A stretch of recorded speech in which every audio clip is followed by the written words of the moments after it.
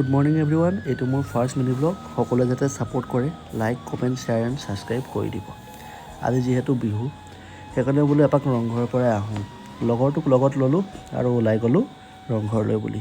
কিন্তু মোৰ কপাল বেয়া, যিহে যাম, গৈ জানো পাম আজি ৰংঘৰ, কিবা হয় আৰু। লগৰটোক ক'লোঁ কিবা এষাৰ কোৱা, সি বোলে কৈছে মোৰ আইফোনটোকে চোৱা। মই বোলো দে আৰু, তহঁতৰ টকা আছে, তহঁতি আইফোন ল'বি, আমি আৰু গৰীব মানুহ। তো এনেকৈ ল'ৰা ধেমালি কৰি গৈ আছোঁ ৰংঘৰ। ফাইনেলি ৰংঘৰ আহি পালোঁ, কিন্তু মানুহৰ যি জাম, কেনেকৈনো ভিতৰত সোমাম। বহুত কষ্ট কৰি ভিতৰত সোমালোঁ, কিন্তু ভিতৰতো সেই একেই গতি, বহুত জাম। মানে মানুহেই মানুহ, বিহুৰ নাচনী বিহু একোৱেই দেখা নাপালোঁ। আশা হৈয়ে ৰ'ল, বিহু চোৱাটো নহ'ল। কিন্তু এটা কথা, এইবাৰ সঁচাকৈ জুবিনদাৰ বিহীন বিহু একো ভাল লগা নাই কিবা। তথাপিতো লগৰ লগত লগ লৈ আহিলোঁ।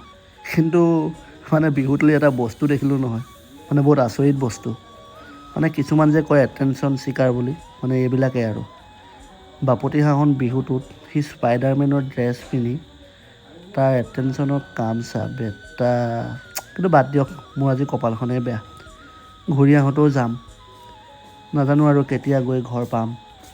ফাইনেলি জামৰ পৰা ওলাই আহিলোঁ, এতিয়া মই গৈ আছোঁ ঘৰলৈ। গতিকে নেক্সট ভিডিঅ'ত লগ পাম সকলোকে। আপোনালোকেনো বিহু কেনেদৰে চেলিব্ৰেট কৰিলে এবাৰ কমেণ্ট কৰি জনাই দিব। থেংক ইউ, বাই।